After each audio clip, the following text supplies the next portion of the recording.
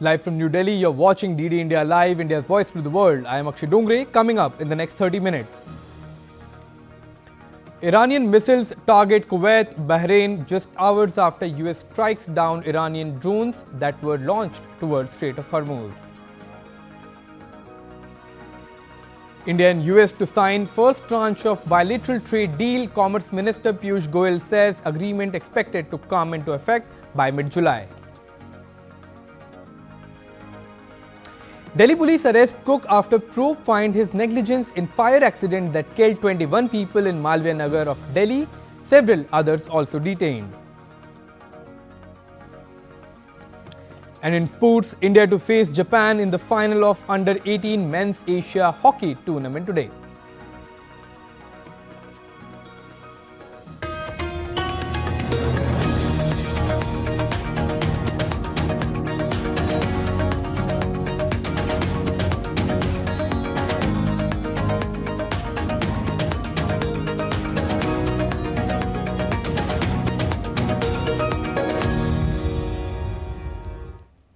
And latest on US-Iran war first, the US military said that Iran fired 7 ballistic missiles toward Kuwait and Bahrain just hours after US Central Command shot down Iranian attack drones that were launched towards the Strait of Hormuz and also struck Iranian radar sites.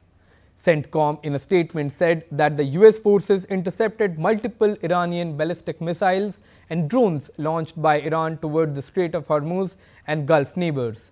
Iran fired 7 ballistic missiles toward Kuwait and Bahrain hours after US Central Command shot down 4 Iranian one-way attack drones that were launched towards the Strait of Hormuz. The attack drones posed an immediate threat to regional maritime traffic. US forces subsequently struck Iranian coast surveillance radar sites in Goruk and Qeshm Island to defend against further maritime attacks.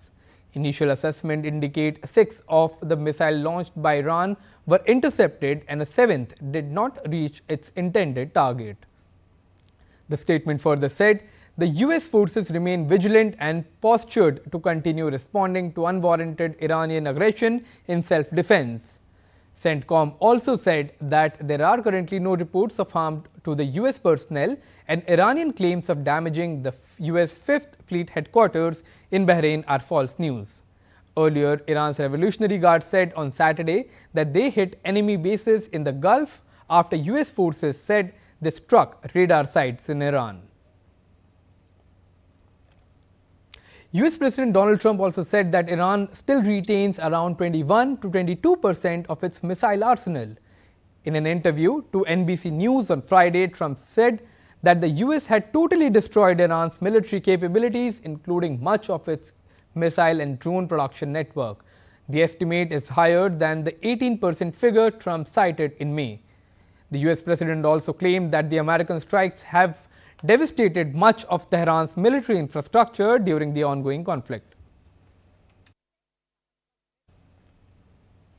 Meanwhile, in a parallel conflict in Lebanon, Iran-aligned armed group Hezbollah said on Friday that it had carried out 2 attacks on Israeli troops in southern Lebanon, including near the recently captured Beaufort Castle, while Lebanese security services have said that Israeli airstrikes hit towns across southern Lebanon. The latest round of fighting between Hezbollah and Israel erupted at the start of March, 2 days after the US and Israel launched strikes against Iran. Hezbollah said its actions were in support of Tehran. Israel has kept up strikes in southern Lebanon, and it has said that its forces would not withdraw or halt operations in the country amid increasing friction with the US. Earlier, Hezbollah's leader Naim Qassem has rejected a US brokered pact between Israel and the Lebanese government to halt the fighting in Lebanon.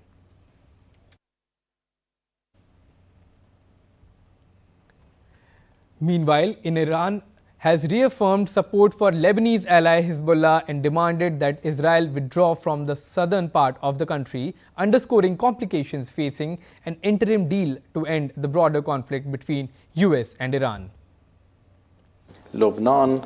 This war is between Iran and the United States and Israel, and naturally, Lebanon is an inseparable part of this war, just as it was involved during the war. Therefore, we do not see the fate of Iran's war with the United States and Israel as separate from the fate of the war in Lebanon.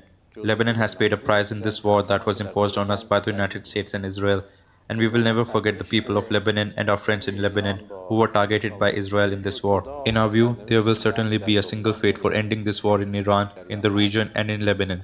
That means either the war ends in both places or the war continues in both places. Russia and Ukraine continued to trade strikes on Friday, attacking drones and key military facilities.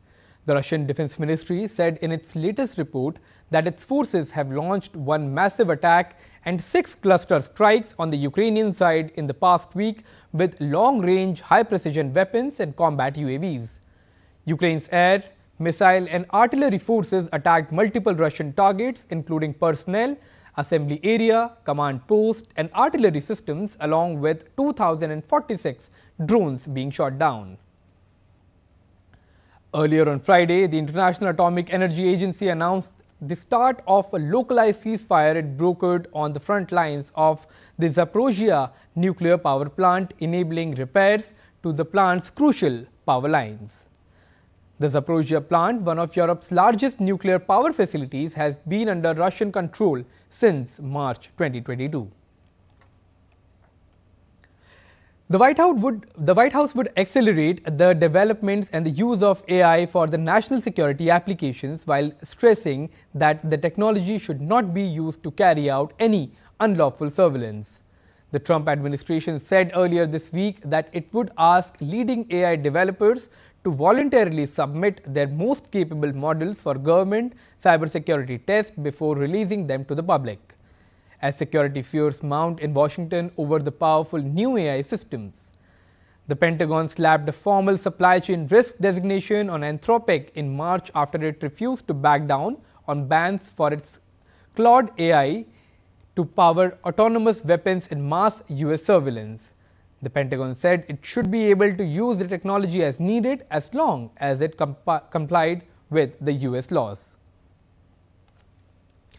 A North Korean leader, Kim Jong-un, and his daughter, known as Ju-ae, visited naval destroyer Kangkon to supervise the vessel's navigation test. Kim stressed the need to enhance naval capabilities to deter nuclear war and ordered the Navy to deploy the destroyer and a 5,000-ton warship called Cho Hyun as soon as possible after the completion of tests. Footage also showed photographs of Ju-ae standing next to Kim on Kangkon's deck during the trip on Thursday. Cuba's former leader, Raul Castro, appeared at an Interior Ministry celebration in Havana, first public appearance since his indictment on the murder charges last month in the United States. The Trump administration has accused the former defense minister of ordering Cuban military jets to shoot down planes operated by a group of Cuban exiles in 1996, a major escalation in Washington's pressure campaign against the island's communist government. Castro, who turned 95 on Wednesday, were last seen in public a month ago during May 1st festivities in Havana. Just prior to his indictment, he had previously not been seen since January 15th, when he appeared in a public ceremony in the capital paying homage to the 32 Cuban soldiers killed during the capture of Venezuelan President Nicolas Maduro. Moving on, Air Canada suspending its services to Cuba indefinitely, citing political and economic uncertainty on the island facing intensifying pressure from US President Donald Trump. Canada's national carrier, which in February announced a pause on Cuba flights until November, said it wanted to give customers more certainty regarding the prospect of future travels. The fuel embargo in place since January has left Cuba without diesel for generators used for bolstering its crumbling power supply, resulting in power outages of up to 22 hours a day and shortages of tap water as well. With transport virtually at a standstill, the island is also running short on food and medicine, making it reliant on aid shipments coming in from Mexico and China. Meanwhile, 7 workers were killed by a blast at an illegal coal mine in Colombia caused by a methane gas buildup. The explosion took place in the central town of Sutatuasa on Thursday. Accidents in both legal and illegal coal mines are frequent in central Colombia, owing mainly to workers' non-compliance with the safety protocols. In May, Two other explosions, one of them also in Sutuatua, left 13 miners dead. Now updates on Ebola outbreak in Africa. The United States said on Friday it would provide an additional $38 million for Ebola response efforts. The additional funds bring the total committed by the US to more than $200 million in direct funding. The State Department in a statement said it was working closely with the US Center for Disease Control and Prevention, as well as the DRC and Uganda to mount a rapid comprehensive response to the outbreak. Earlier, the US CDC on Friday urged strong public health interventions against the current Ebola outbreak, citing their models that show it could otherwise rival the scale of the 2014 West Africa outbreak. Meanwhile, workers in Democratic Republic of Congo built additional structures at a hospital in Bunia to meet the need posed by the latest strain of Ebola. The outbreak in the Central African nation has resulted in 452 confirmed cases of Ebola and 82 deaths. The DRC Health Ministry on Friday said that 71 new cases were confirmed in the last 24-hour period and warned of rapid community transmission. Now, time for a quick break. Keep watching.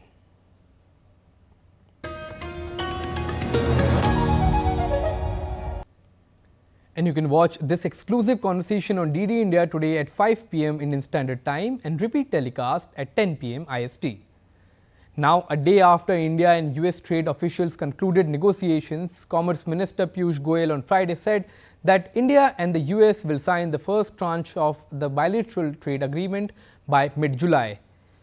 The Commerce and Industry Minister on Thursday had said that a delegation from the Office of the United States Trade Representatives, led by Chief Negotiator, visited India from 1st to 4th June 2026 to advance discussions on the trade agreement. On February 7th, India and the US issued a joint statement finalizing the framework of the first phase of the bilateral trade agreement with 18% additional import duty on all Indian exports. But it was kept on hold after the US Supreme Court threw out the reciprocal tariffs, terming them illegal. Russian President Vladimir Putin has praised India for the growing influence in the global technology sector that it has. Speaking at a public event, Putin describing India as one of Russia's key strategic partners and a leading force in the information technology industry.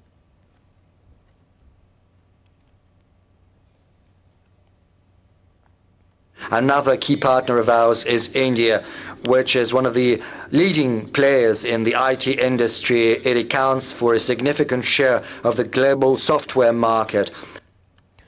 India has once again slammed Pakistan, delivering a key statement at the United Nations General Assembly plenary on annual report of the Security Council. India's permanent representative to the UN, P. Harish, reiterated that Jammu and Kashmir is an integral part of India and condemned Pakistan's false narratives. The unwarranted reference by Pakistan to a matter strictly internal to India, the Union Territory of Jammu and Kashmir, has compelled me to respond. Pakistan has decided not to spare this forum either from their characteristic misuse of august UN platforms for their divisive political interests. Abuse of its presence on the Security Council by Pakistan, including through the circulation of several misinformed and misleading communications, also testifies to this counterproductive approach. I'd like to remind Pakistan that being a member of the UN Security Council is a huge responsibility. It's not a forum for peddling biased and false narratives. I'd like to make it loud and clear. Jammu and Kashmir was, is, and will always remain an integral and inalienable part of India. Any assertions to the contrary are baseless, devoid of, and inconsistent with historical facts. Empty rhetoric and hollow claims by Pakistan would not change this fundamental reality. In the interest of time or the wider UN membership, I would not delve any further into this. As a sign of boosting ties between the two nations, Nepal Foreign Minister Shishir Khanal is on a visit to India. The visiting leader will hold talks with the External Affairs Minister Dr. S. Jaishankar covering trade, investment, connectivity, energy and people-to-people ties. The visit also follows a high-profile trip to India by Rabi Lamichhane, the chief of Nepal's ruling Rashtriya Swatantrata Party, who received a grand reception in New Delhi that included a rare hour-long audience with Prime Minister Narendra Modi. Meanwhile, after a two-day BRICS Culture Working Group meeting in Varanasi, foreign delegates visited Sarnath on Saturday, the place where Gautam Buddha delivered his first sermon. During their visit, the delegates were deeply impressed by the experience. They toured Mulagandha Kuti Vihar and also observed the Dhamek Stupa. The delegates also observed how people in Sarnath live while preserving their religion and culture. Joint Secretary in the Ministry of Culture, Dr. Arvind Kumar, said the purpose of the tour was to give foreign guests a first-hand experience of India's rich heritage and living cultural traditions. On to some updates on South Delhi's fire incident. Delhi police has arrested a hotel cook in connection with the Malviya Nagar fire tragedy, in which at least 21 people, including several foreign nationals, lost their lives. Officials said on Saturday that the investigation found the cook's negligence led to the blaze. Several other individuals have also been detained in connection with the incident. Investigators are examining the exact sequence of events and the circumstances that led to the blaze, while questioning hotel staff and other persons associated with the property's operations. The Central Board of Secondary Education extended the deadline for Class 12 students to apply for verification and revaluation of answer sheets by 1 day, following complaints about technical issues on its post-result service portal. Students will now be able to submit applications until midnight on June 7th, instead of the earlier deadline of midnight on June 6th. The decision comes after several students reported difficulties in accessing scanned copies of their answer books and filing applications for verification and revaluation through the portal, which was launched on June 2nd. Meanwhile, preparations are in full swing for the upcoming 12th International Day of Yoga. The International Day of Yoga is celebrated annually on 21st June to raise global awareness regarding the physical, mental and spiritual benefits of yoga and to promote a holistic approach towards health and well-being. The 12th International Day of Yoga will be observed on the theme of Yoga for Healthy Aging. East Indian city of Kolkata has been selected as the venue for the national celebration of the International Day of Yoga 2026. Prime Minister Narendra Modi will attend the Yoga Day celebrations along with Bengal Chief Minister and other dignitaries on the day. The Indian Embassy in Nepal organized a yoga demonstration session at Kendriya Vidyalaya, Kathmandu, with participation from students of various schools across the capital city. Held as a precursor event to the 12th International Day of Yoga on 21st June 2026, the event highlighted yoga's timeless message of health, harmony and holistic well-being. In Thailand, the Embassy of India and Swami Vivekananda Culture Center organized a yoga workshop as the 16th precursor event in run to the International Day of Yoga. At the Crescent International School in Bangkok, the two yoga sessions actively engaged around 200 students of the school, who enthusiastically practiced various asanas, immersing in a calming journey through yoga.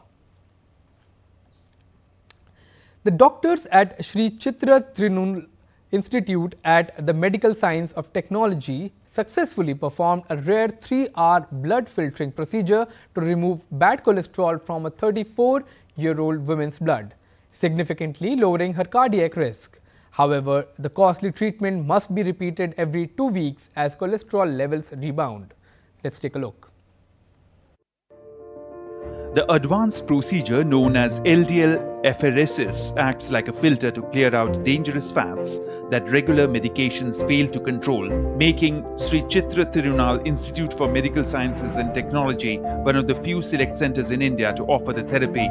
The landmark procedure was held on a 34-year-old woman suffering from homozygous familial hypercholesterolemia, a rare genetic condition that causes extremely high cholesterol levels from a young age. The team of doctors under the supervision of Dr. S. Harikrishnan is currently treating the patient with utmost care and with all the state-of-the-art facilities. This patient, a 34-year-old lady who is diagnosed with this condition, she had bypass surgery as 24 years. And she is now 34. And we did the third procedure yesterday. To make it sustainable, I think we have to have, whether we can include it in a rare disease category, so that the government or some CSR can generate some funds so that this can be sustainable. Here in therapeutic apheresis, what happens is the patient is connected to a machine and the blood is goes into the machine, and the machine centrifuges the blood, and the unneeded, like the not wanted component is removed from the blood, and the remaining component comes back to the patient. Now what the procedure we have done is the LDL apheresis, in which we have added one more column to it, so that the plasma, it goes into the second filter and it selectively filters the LDL, so that bad cholesterol gets removed, and then the remaining blood comes back to the patient. During the 3-hour-long procedure, blood was drawn from the patient and passed through an apheresis machine to separate the plasma from the blood cells. This plasma was then directed through a specialized absorption column that trapped the LDL cholesterol before the treated plasma was recombined with the blood cells and safely returned to the patient. The process successfully brought the patient's LDL level down from 500 mg to an optimal 40 mg. While a single session costs 70,000 rupees, the annual cost for a high-risk patient requires around 15 lakhs. The doctors of this hospital are hoping that the state government and central government will further give more financial assistance for this, taking this, this disease in the class of a very rare disease, and hence provide more financial assistance to the hospitals who are conducting, taking up this treatment. But currently, this Sri Chitra Institute is the only institute in this country where this procedure is being conducted. In Trivandrum, with video journalist Jay Kumar, this is Vivek for DD India. On to sports news now. India will face Japan in the final of the Under-18 Men's Asia Cup Hockey Tournament today. India secured their place in the final after defeating Pakistan 5-3 in the semi-final. Trailing 2-3 until the final quarter, the Indian team staged a strong comeback, scoring 3 consecutive goals to seal the victory. With 4 goals, Ashish Tanipurti was the standout performer for India. The Indian team will now aim to carry forward their momentum and lift the trophy in the final. And that's all for this edition of DD India Live, but let us know your thoughts on the news of the day. For those on the go, you can get all the latest news and updates from India and across the world on DD India mobile app. The app is available both on Android and iOS platforms. Scan the QR code on the screen to download now. We'll be back with more news as it breaks here on DD India. I am Akshay Dongre. From all of us here in New Delhi, thanks for watching DD India Live.